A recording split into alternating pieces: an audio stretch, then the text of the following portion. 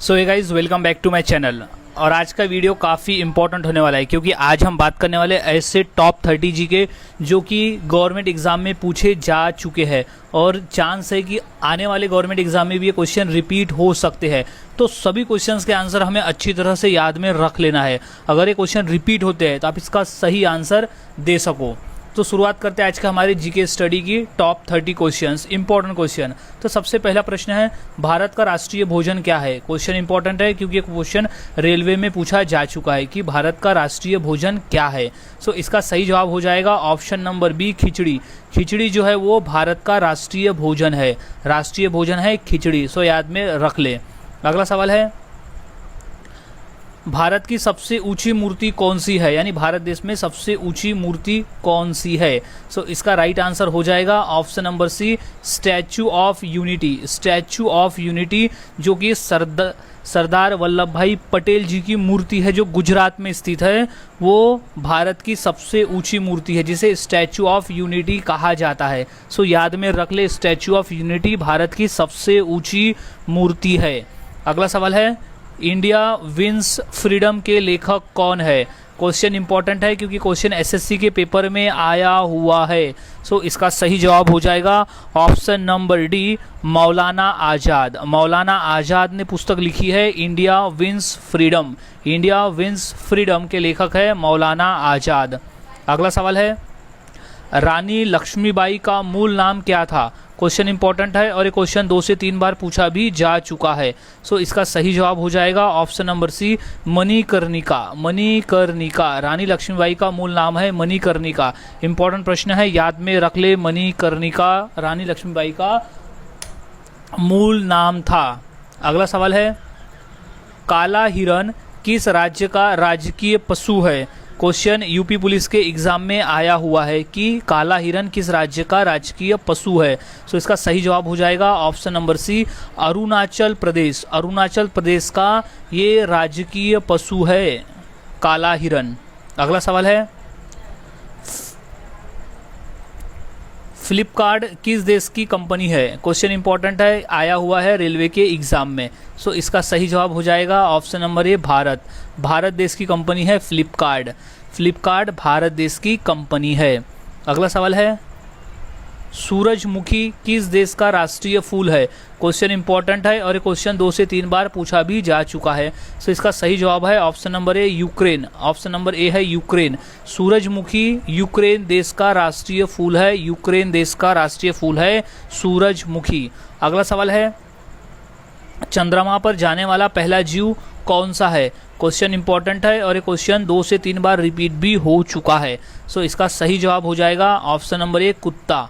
कुत्ता जो है वो चंद्रमा पर जाने वाला पहला जीव है।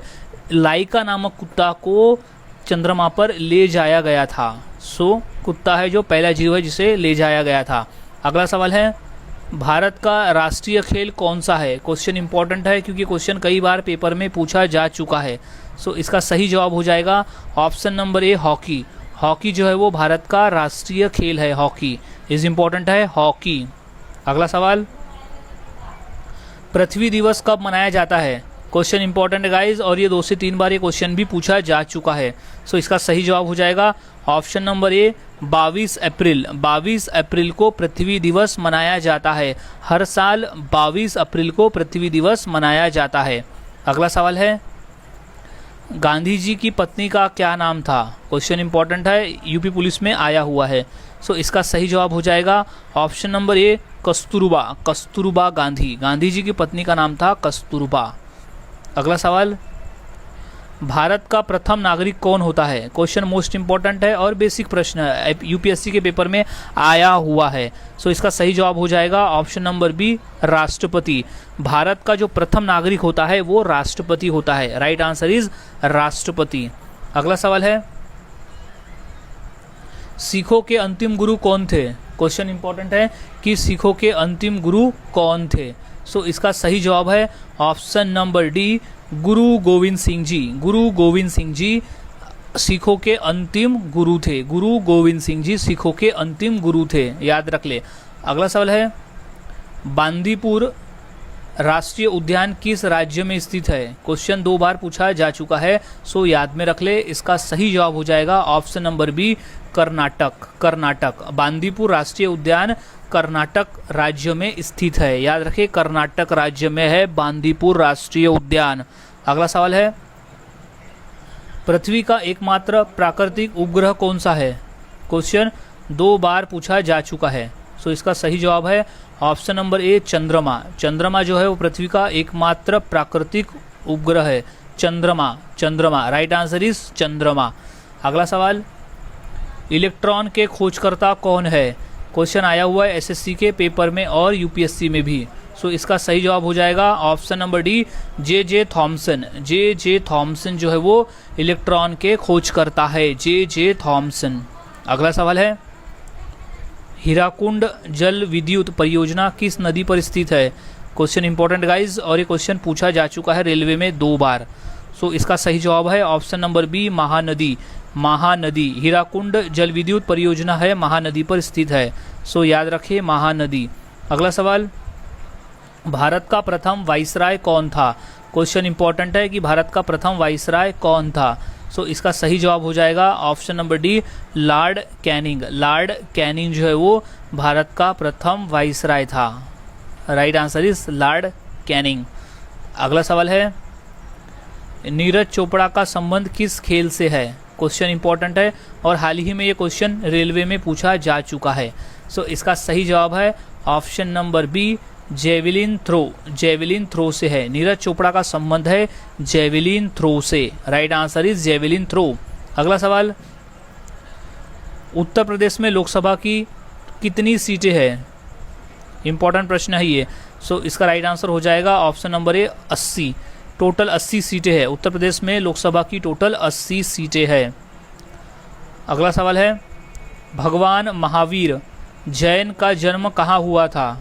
क्वेश्चन 2 से 3 बार रिपीट है, तो इसका राइट आंसर हो जाएगा ऑप्शन नंबर ए, वैशाली। वैशाली में भगवान महावीर जैन का जन्म हुआ था वैशाली में। Right answer is Vaishali. अगला सवाल, कथक किस राज्य का शास्त्रीय नृत्य है?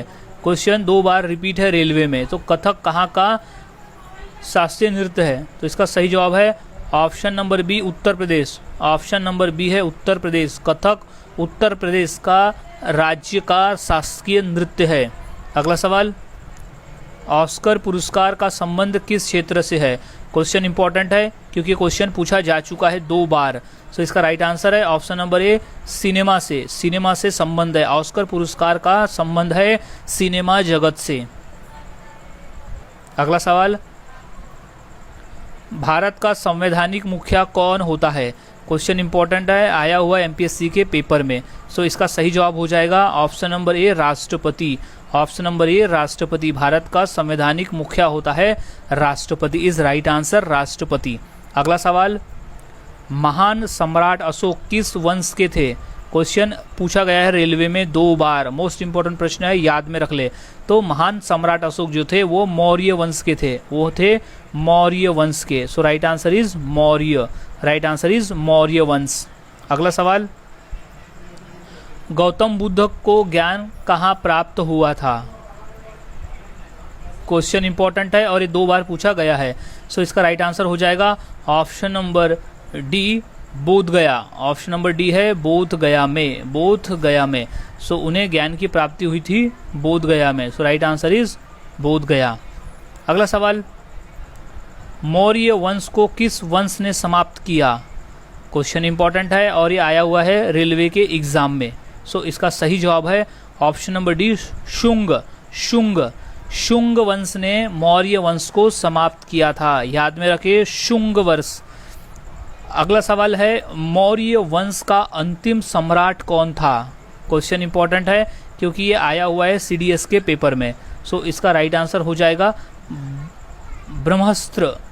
ब्रह्मद्रस्त जो था वो मौर्य वंश का अंतिम सम्राट था, सो याद में रख ले। अगला सवाल है,